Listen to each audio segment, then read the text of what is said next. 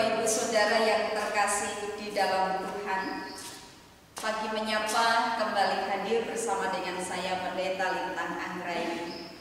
Bersyukur kepada Allah untuk pagi hari yang cerah yang Tuhan percayakan kepada kita untuk kita bisa melanjutkan tugas perutusan yang dari Allah dalam setiap kehidupan kita masing-masing. Saudara, mari kita mempersiapkan diri kita untuk menerima sapaan yang dari Tuhan. Kita berdoa. Kami bersyukur pagi hari ini ya Allah. Berkat yang menyertai kehidupan kami, menjadikan kami semakin diyakinkan pemeliharaan tangan Tuhan tidak pernah berhenti menyertai kehidupan kami. Sebelum kami melanjutkan apa yang menjadi tugas karya, bahkan perutusan yang Tuhan percayakan kepada setiap kami, biarlah Engkau yang akan menyapa setiap pribadi kami. Firman-Mu yang akan senantiasa mengokohkan kehidupan kami. Kami siap sedia mendengarkan kebenaran firman Tuhan. Bersabdalah ya Allah. Di dalam Kristus kami berdoa. Amin. Ibu bapak saudara yang terkasih di dalam Tuhan, pagi hari ini kita akan memperhatikan Injil Yesus Kristus menurut kesaksian Yohanes. Injil Yesus Kristus menurut kesaksian Yohanes pada pasal yang ke-17 ayat 13 sampai dengan 19. Yohanes 17 ayat 13 sampai dengan 19. Tetapi sekarang aku datang kepadamu dan aku mengatakan semuanya ini sementara aku masih ada di dalam dunia, supaya penuhlah sukacitaku di dalam diri mereka. Aku telah memberikan firman-Mu kepada mereka, dan dunia membenci mereka, karena mereka bukan dari dunia, sama seperti aku bukan dari dunia. Aku tidak meminta supaya Engkau mengambil mereka dari dunia, tetapi supaya Engkau melindungi mereka daripada yang jahat. Mereka bukan dari dunia, sama seperti aku bukan dari dunia. Kuduskanlah mereka dalam kebenaran, firman-Mu adalah kebenaran. Sama seperti Engkau telah mengutus aku ke dalam dunia, demikian pula aku telah mengutus mereka ke dalam dunia. Dan aku menguduskan diriku bagi mereka, supaya mereka pun dikuduskan dalam kebenaran. Saudara, biarlah kita menjadi orang-orang yang berbahagia ketika kita mendengarkan firman Tuhan dan kita melakukannya di dalam hidup. Amin. Ibu bapak saudara yang terkasih di dalam Tuhan, hidup kudus itu seringkali dimaknai bagaimana ketika seseorang menarik dari kehidupan dunia. Ini dilakukan karena ada pemahaman yang menyatakan bahwa kenyataan kehidupan dunia ini sudah dikuasai oleh dosa. Dunia ini gelap, kegelapan menyelimuti dunia ini, dan dunia ini rentan dengan godaan. Dunia ini rentan dengan kuasa-kuasa dosa.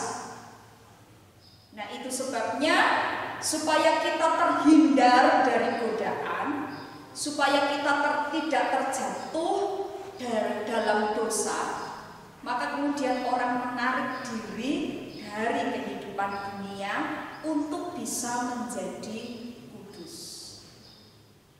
Jadi lebih baik hidup terasing dari komunitas yang kemudian menutup diri dari dunia luar.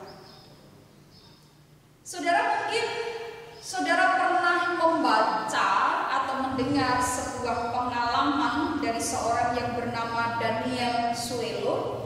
Dia seorang pria dari Amerika di sekitar tahun 2000. Ketika Daniel Suelo ini merasa bosan dengan kehidupan yang serba mementingkan apa yang ada di dunia ini, kedudukan, kekuasaan, materi.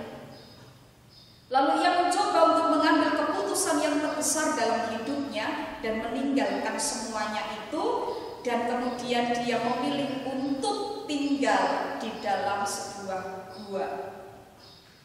Nah, pria 50 tahun ini kemudian menemukan sebuah gua di tebing Taman Nasional Arches dekat Sungai Colorado.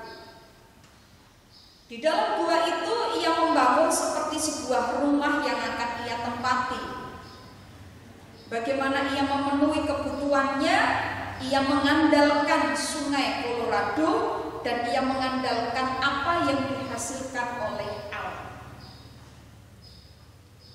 Nah, apa yang dilakukan oleh Daniel Suelo ini bukanlah hal yang baru. Bukan satu-satunya orang yang menarik dari kehidupan dunia dan mencoba hidup di dalam keterasingan, mencoba untuk menguduskan diri.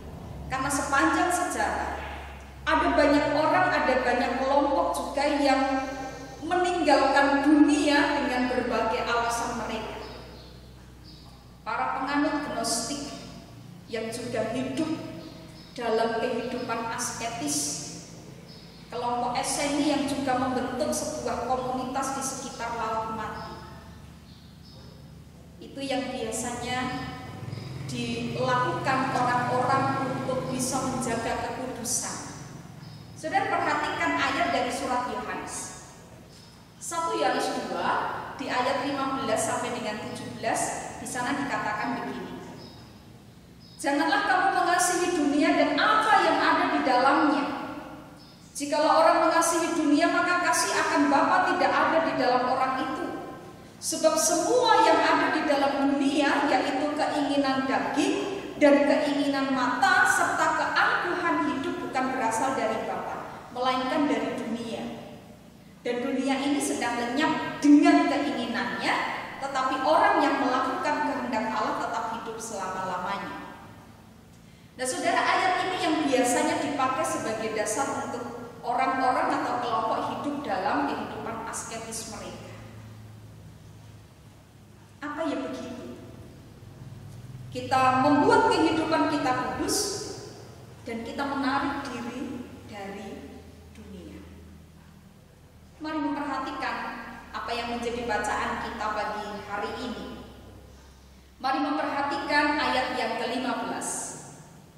Aku, Tuhan Yesus berkata, karena ini adalah doa Yesus untuk murid-muridnya, aku tidak meminta supaya engkau mengambil mereka dari dunia, tetapi supaya engkau melindungi mereka daripada yang jahat. Doa Yesus tidak meminta murid-murid ini diambil dari dunia. Mereka diasingkan dari dunia supaya mereka ada di dalam kehidupan kekudusan mereka. Tapi doa Yesus, lindungi mereka daripada yang jahat. Mari perhatikan ayatnya yang ke-18. Sama seperti engkau telah mengutus aku ke dalam dunia, demikian pula aku telah mengutus mereka ke dalam dunia. Kenapa tidak ditarik dari dunia? Karena ada tugas yang diberikan oleh Allah kepada manusia.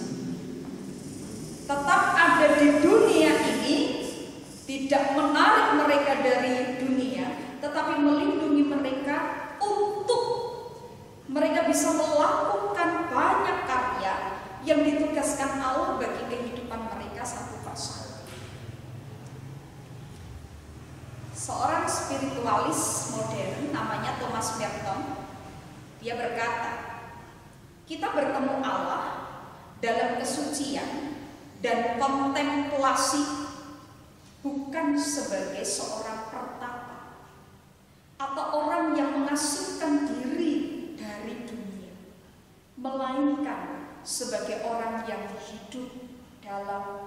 dunia ramai. Jadi kita tidak menjadi seorang pertapa.